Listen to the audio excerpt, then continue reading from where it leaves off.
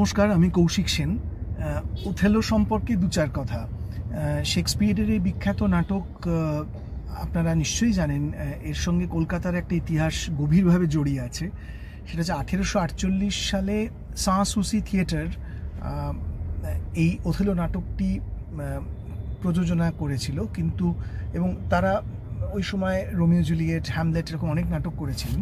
কিন্তু ওথেলোর বিশেষত্বটা হচ্ছে এই নাটকে একজন বাঙালি অভিনেতা ওথেলোর চরিত্রে অভিনয় করেছিলেন, এবং সেটাই প্রথম যে ইউরোপিয়ান অ্যাক্টার্সদের সাথে বেশ কিছু বাঙালি অভিনেতা করেছিলেন, এবং সম্ভবত কৃষ্ণমোহন আঢ্য বা এরকম ভদ্রলোকের কিছু একটা নাম, যিনি প্রথম একজন বাঙালি অভিনেতা হিসেবে ওথেলো নাটকে অভিনয় করেছিলেন 1848 সালে।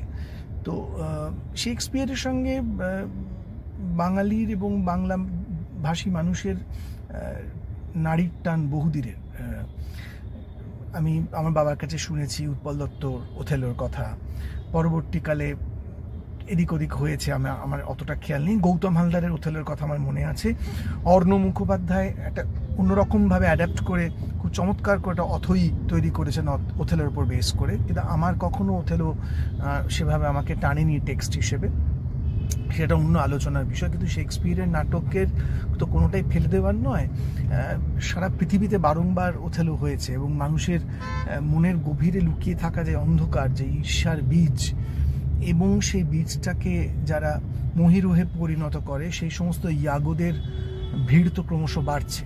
ফলে ওথেলোর সিগনিফিকেন্সও এই বর্তমান পৃথিবীতে অসীম বলেই আমার মনে হয়।